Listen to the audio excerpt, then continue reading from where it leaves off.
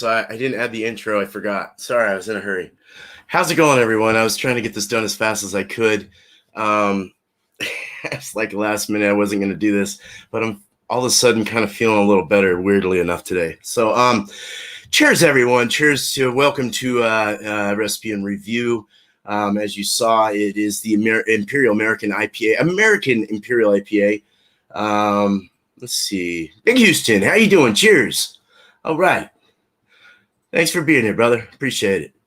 So this is another, it's going to be a half hour. So it's going to be kind of a faster one, I hope. We'll see how it goes. But I think I've done the American IPA. I just haven't done an Imperial American IPA or a double IPA, if you want to call it that, West Coast IPA. And I don't have my beer. Hold on one sec. I'll be right back.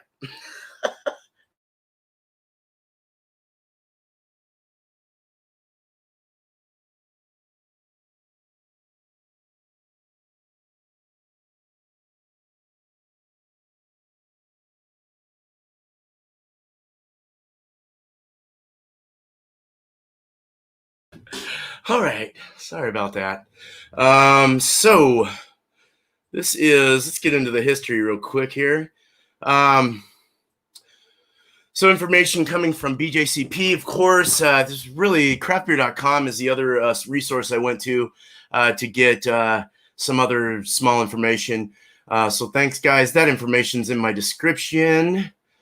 BJCP.org has everything you need to know about every style there is. So what we have here is it's a recent American innovation reflecting the trend of American craft brewers pushing the envelope to satisfy the need of hop aficionados for increasingly intense products.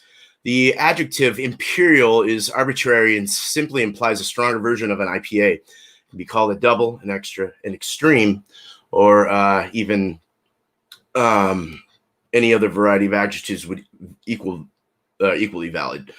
So American IPA boosted up, doubled up.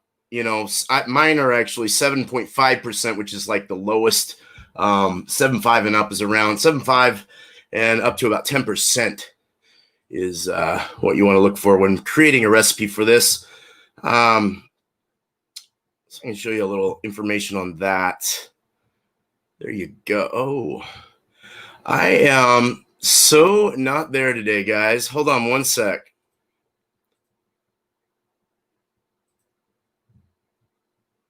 There we go. So a little information there. IBUs 60 to 120. Hey, Scratch and Bow. Cheers, man. Cheers. Cheers. Cheers. Thanks for being here, brother. So 60 to 120 IBUs. I mean, there's so much range, and these ones are, you can really get up there. They do have a lot of that piney flavors in the finish. Your OG, your original gravity, final gravity is going to result to about a 7.5 to 10%. SRM or your color is going to be 8 to 15. So gold into kind of a copper color. Some examples are in the middle there. Pliny the Elder is one of the ones that I guess I haven't had it in a long time, so I'd like to retry it. I didn't think it was anything too special. It is very piney though. BUG was really high, 1.13, and the glassware you want to use a tulip glass, which I'm just going to be using my I'll be using this glass right here. So food pairings: bone-in pork chops, miso salmon, rich cheeses. I think carrot cake or something was also in there for dessert. Serve it at 50 to 55 degrees Fahrenheit. It is a stronger beer, so to get more flavors and aromas, a little warmer temp would not be a bad idea. So cool. Let's get into characteristics. Then we'll do a review, and then we'll do a recipe after. Yeah. So some characteristics.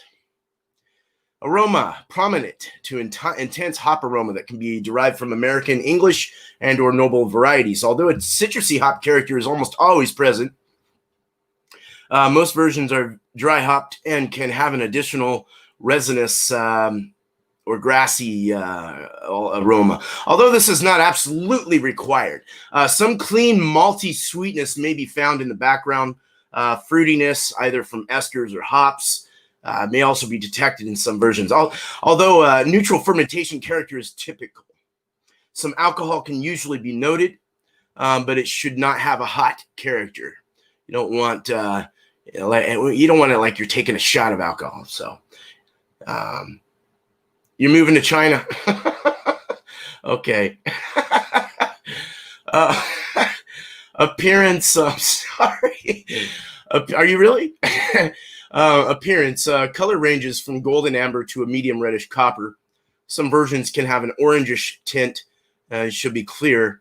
I can't find that big red beer here in San Antonio. What type of beer is that? Hey, right on, Dan. What's up, man? Cheers, dude. Good to see you guys. All right, so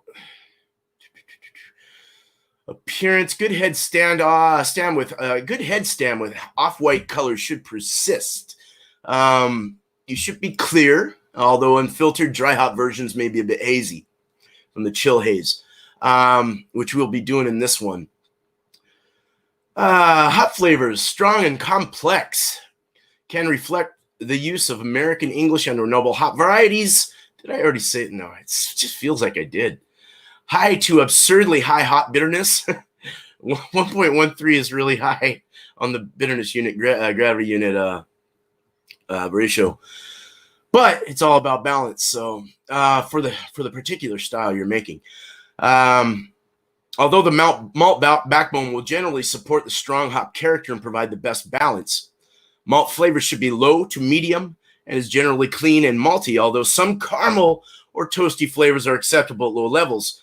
You don't want any diacetyl or buttery popcorn flavors. Don't want that. Low fruitiness is acceptable, but not required. Long lingering bitterness is usually present in the aftertaste, but should not be harsh. Medium dry to a dry finish. A clean, smooth alcohol flavor usually present. Oak is inappropriate for the style. Maybe slightly sulfury, but most examples do not exhibit this character. Hey, brother. Nice. Mouthfeel, smooth, medium light to medium body. No harsh hop-derived astringency, although moderate to medium-high carbonation can combine to render an overall dry sensation in the presence of malt sweetness. Sweet alcohol warming is what you kind of want. And it's all based on the percentage of the beer as well. As far as strength, 10%, of course, you're going to get faster. The retention is not going to be as good, and you're going to get more of that warmth. The overall impression, intensely hoppy, very strong pale ale with a big maltiness and or deeper malt flavors of an American barley wine. I've got an English barley wine in the fridge. Strongly hopped but clean, lacking harshness, and a tribute to historical IPAs. The drinkability is an important characteristic. You want this to be drinkable. It needs to make you want to go and get more. You know what I'm saying? This is delicious. I want another one. I want another one. And I want another one. This should not be a heavy sipping beer. It should be drinkable. It should also not have much residual sweetness or a heavy character grain profile. Some comments they give is bigger than either an English or American IPA in both alcohol strength and overall hop level, bittering and finish. Less malty, lower body, less rich, and a greater overall hop intensity than an American barley wine. Typically not as high in gravity alcohol as a barley wine, since alcohol and malt tend to limit drinkability. A showcase for hops is where we can go with this one, and that's where I went. Ingredients: pale ale malt, well modified and suitable for single temperature infusion mashing. Pretty much your easiest way to do all of your infusion mashing. Single infusion mashing would be the easiest way to go about making any beer, really, in all sense. You're not doing a decoction. You're not doing all these other weird things to get where you need to be at. A complex variety of hops is used, like English, American, noble hops, American yeast that can give a clean or slightly fruity profile.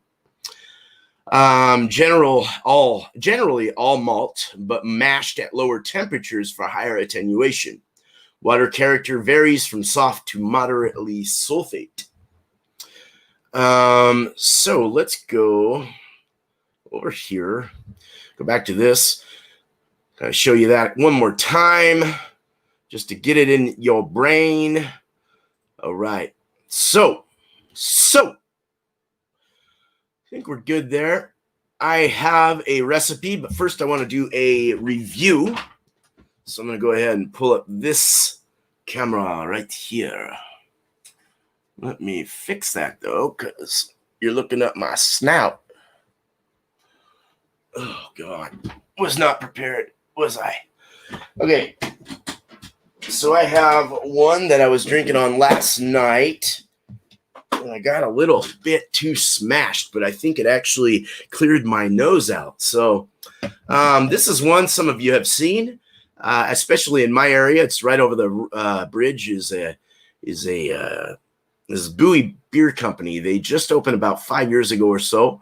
A very big, cool ass thing. You can look through the glass and see sea lions down there and stuff right in the water, just laying out. It's kind of cool.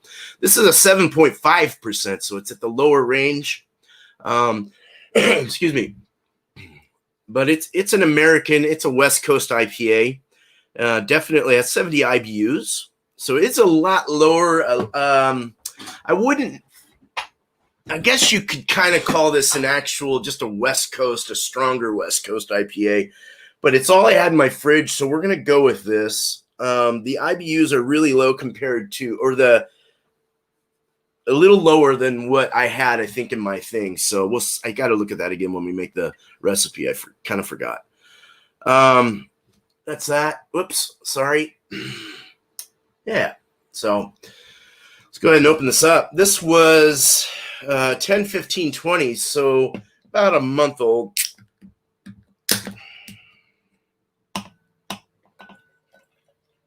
So it's got that like an amber pushing copper kind of look. Yeah, we got some fast rising bubbles there. Nice 2-finger head. Let's go for the smell. Oh, almost tasted it. I've had plenty of these. I know what it tastes like. Yeah, it's citrus. You're getting the pine in the back, in the back of the nose there. You can really get the pine expression. You are getting a grapefruit. You're getting a slight orange. You're getting a slight, kind of a slight pineapple in the nose. More on the orange, grapefruity kind of side. A lot of orange in it, though. A good, maybe some tangerine orange. Some tangerine. Well, it's in the orange family. But yeah, fast rising bubble. Oh, here we are again. Yeah, a little effervescent. It's going good. Got a nice off-white, creamy, frothy, stiff, sturdy head. That didn't sound right. Anyway, let me get back to you guys. One sec. Meow. What's up, Arcade? Cheers. I did get the snout, didn't I? So, I'll just leave it here. Yeah. Fast rising bubbles, almost pushing copper. A bit of an amber tone to it, I guess. Clear, has a chill haze. Might have been dry hopped. So you get that dry hop, and it tends to chill haze it a bit. Kind of gets at that hazy kind of thing from the bud, the cones, the hop cones and stuff. If you're using flowers, I guess. If you're using pellets, it would probably even do more chill haze, I imagine, just because they're already broken up and concentrated pellets. But yeah, let's go ahead and taste this. Let's taste it. Let's get back to you. Here we go. Cheers. First beer of the day, folks, and it's tasting really good. Malty, has a bready white bread. mixed really well, balanced with that's kind of a cereal grain, not too much grain, just kind of like I guess that's a cereal though. That's kind of a white bread cereal-ish or cereal-esque like feel to it in the mouth. Very soft, subtle, smooth. Goes on real well, you know. It goes down real easy, very drinkable. Very impressive beer. It does have the orange. There's a lot of like a bit of orange in there. There's a piney in the finish, just like the aromas. I really like it when the aromas and the flavors are the same, when you get the same thing out of them. Very clean though, very clean, crisp. And I imagine if this would, you know, the higher you go in the percentages, they do get a little sweeter. But then again, the BUGU goes up, the balance, everything, you just balance it as you go up, you know, so you're getting your same, but just a stronger beer. But this is really nice and balanced, very well rounded. It doesn't have a super kick of pine in the back. Sometimes those can get a little etchy in the throat. Very nice. That bread really comes through though. It's really nice. I would totally give this about a 94 out of 100. It's one of my go-to. 92. Nah, I'll stick with 94. Come on. I got to support my brewery, local breweries here. So 94, but seriously, it is really like a 94 out of 100 in my opinion. Very good. And it's even better off the tap. Cool. I have something to drink now while I do a beer recipe. All right, let me get back to you guys. Hey, thanks, Dan. I appreciate that. Very kind of you, man. Thank you. Oh, yeah. Very good to see you. It's always good to see you guys. All right. So here we go. Let's I've got my BeerSmith up. I'm going to share the screen. And look at all these recipes. Let me go to oh, I'm already there. Okay, good. Good. I wanted you to be able to see me there too.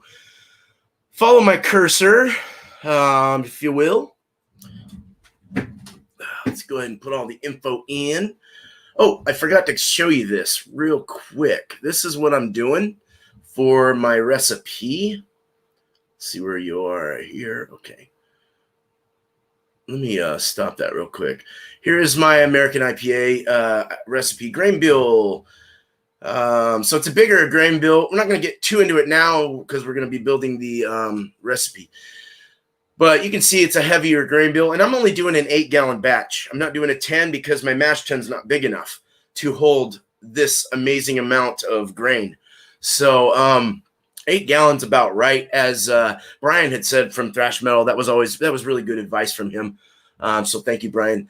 Hop schedule. You can see it's a crazy hop schedule. Straight up. The yeast, I'm going to add 2 packages, but for this, you could add more, but I'm going to do a starter with 2 packages of the, or 2 tubes of, they come in tubes from White Labs, California ale yeast. I was going to use SAF ale, SO5, whatever the fuck you call it. And then we're going to use, put in some Irish moss, last 10, 15 minutes, a teaspoon of that. So, hell yeah. Go back to me. Hello, how you doing? Share screen again. All right, so follow the cursor. Beer time. It's not beer time. And I'm having a hard time typing today. American Imperial IPA. Of course, Beer Man. And, whoa, almost lost my freaking mouse there. Let's go to my kegel system, which gives me 10 gallons, but I'm going to change that to 8 gallons. And let's go ahead and turn this into, I'm just going to go American IPA for this because I didn't see a double IPA or an American Imperial IPA on there or anything, but we're going to double up and it's going to go over the limit, but that's okay. We're shooting for around 8 to an 8.3, and this one is particularly going to be about an 8.3%, I believe. So that's definitely a double. So fermentables. We're going to go 20.5 pounds of American Pale. So here we go. 20.5. You can see we're already at 6.7. For these, you want to keep them simple. A simple grain build, not much involved, just enough to make the perfect IPA. Okay, so 1.75, 1 3/4 pounds of caramel crystal 40. We're going to go 40. We're going to go 1.75. Not that. Okay. Then we're going to go 1 1/4 pounds of Carapils dextrin. I'm also going to add some wheat. Very small amount of wheat, not weed. Maybe I could add some weed to it. 1.5 pounds of Carapils.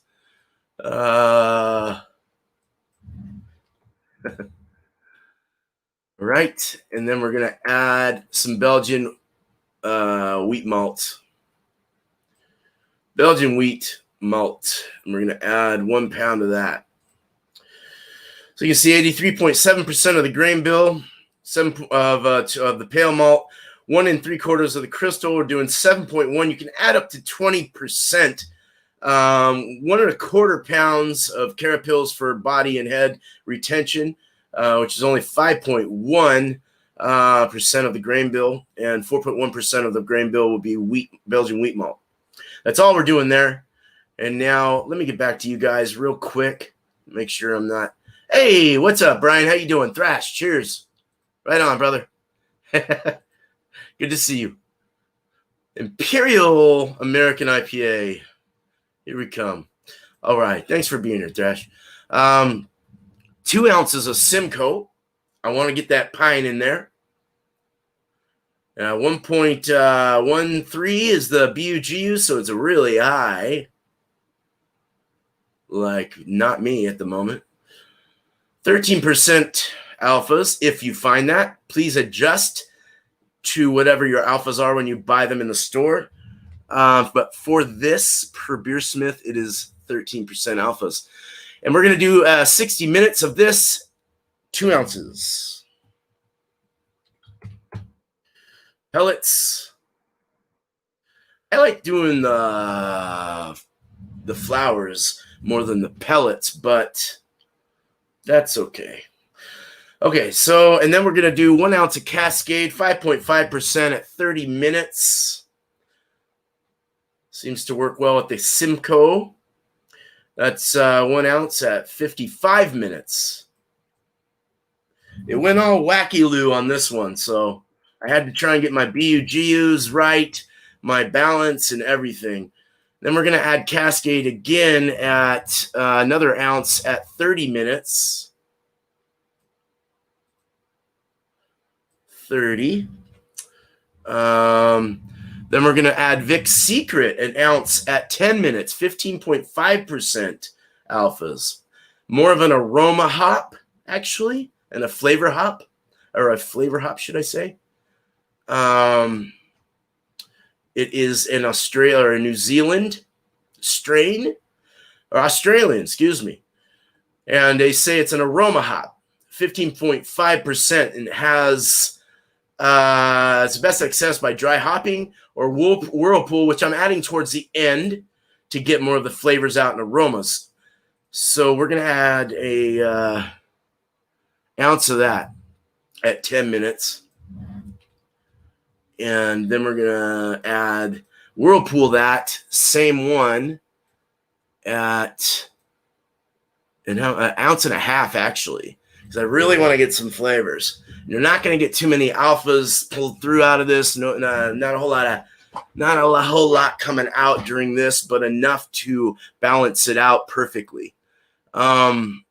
Steep whirlpool for 25 minutes at 175.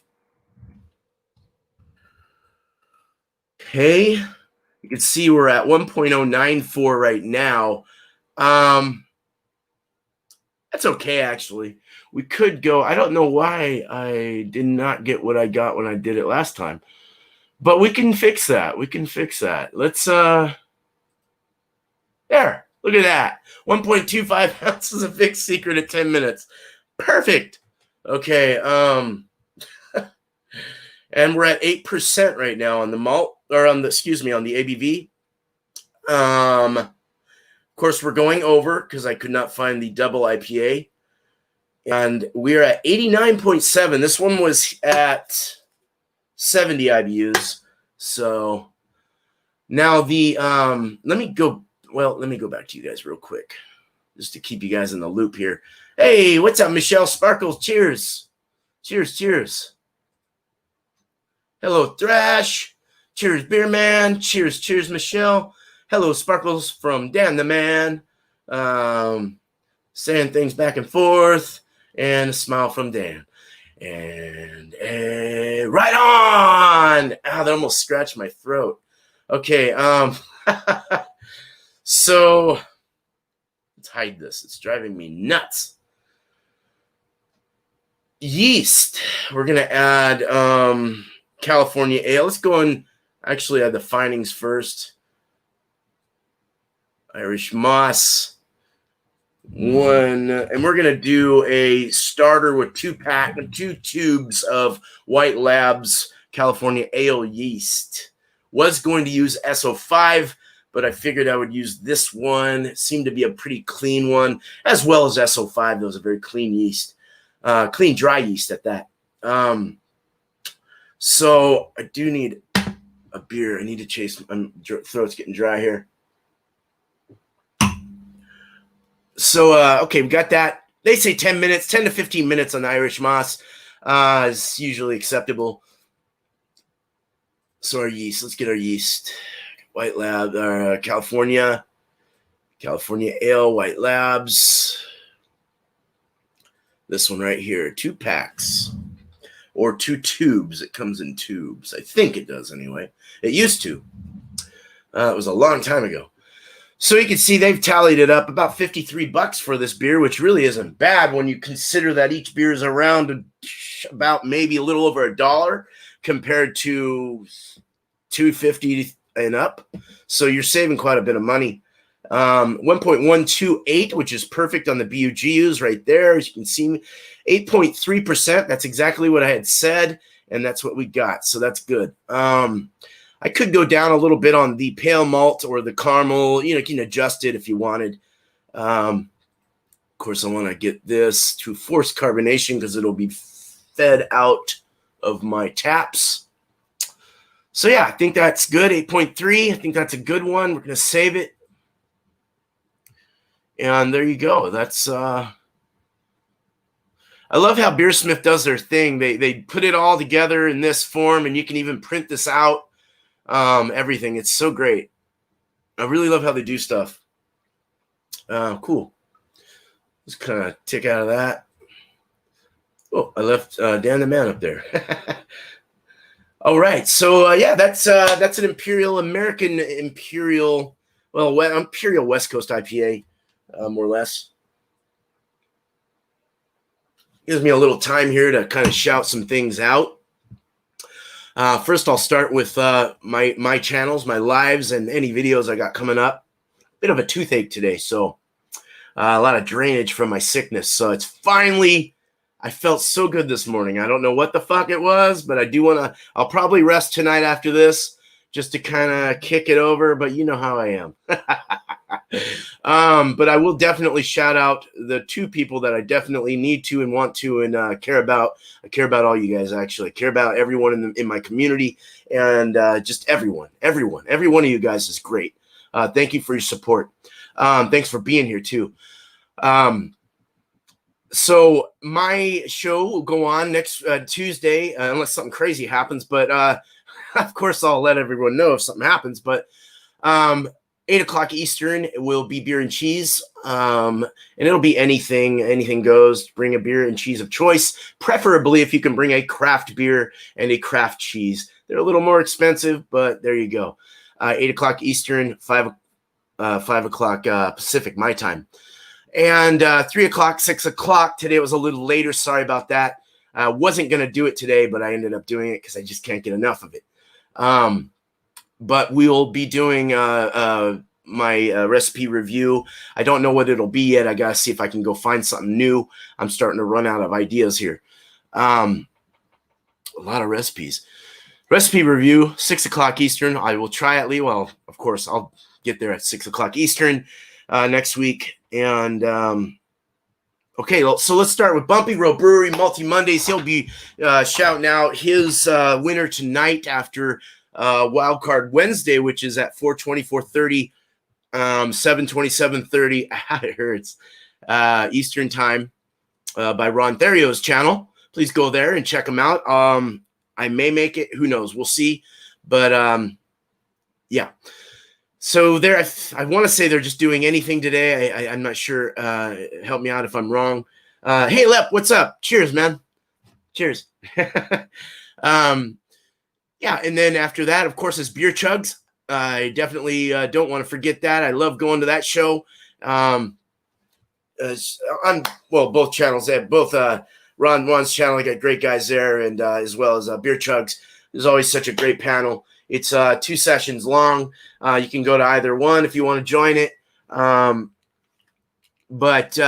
Yeah, so we'll do what the ABV. So if you want to check me out there, if I'm there tonight, I'll try and make it. We'll see, at least for one. We'll see how it goes. And then Multi Monday at 8 o'clock Eastern on Monday. And the poll is up on my thing. And it's also I think he shared it out on the back end as well on his thing up there. Hey, JV, what's up, Jeremy? Cheers. Cheers, brother. Thank you so much, man, for being here. I appreciate it. Yeah, Multi Mondays, the poll will be decided. He'll decide that, whatever wins. We'll find out tonight on Ronald's show at around maybe 5-ish, 5:15-ish. You'll hear that. And then you have Keep Sippin' does Wednesday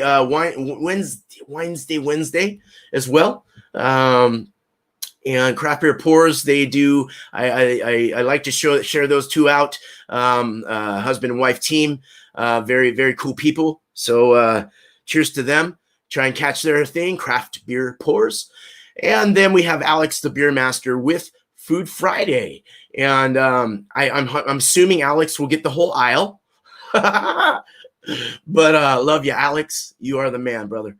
But yeah, Jeremy knows. But yeah, so 8 o'clock Eastern. And what is he doing this week? I forgot. I need to ask. I wasn't there last week, and I kind of forgot what he said. Pumpkin Products Part 2. Is that what he's doing? Yeah. And then you got Blake TV and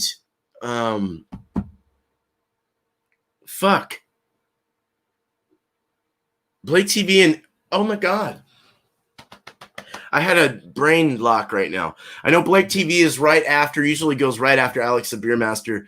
And you have Craft Beer Pours sometimes goes on at the same time. That's what I was trying to think of.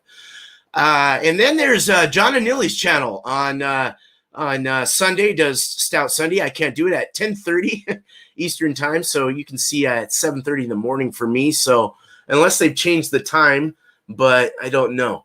So, but yeah, that's quite a shout out. You can see as far as the beer community goes, that's kind of where I like to travel to and hang out and say hello to everyone and be part of. So just living the dream.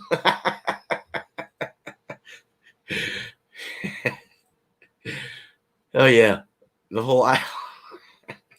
Oh, not really sure. I was there, but don't remember. I don't remember. Yeah, I can't remember. We were picking on him too much for having too much in the aisle. All right, so I honestly, that guy's cool. Alex is a great dude. We need to get all these shows on one TV channel, Beer Network. That sounds fantastic. That sounds have it called Back Scratchers Productions. Will be the production company. Yes. All right. Well, I am going to end this. It was a very short one. If I make it to Ron's show, I will be there. I'm just getting a killer toothache right now. So Hopefully the alcohol might even help that out.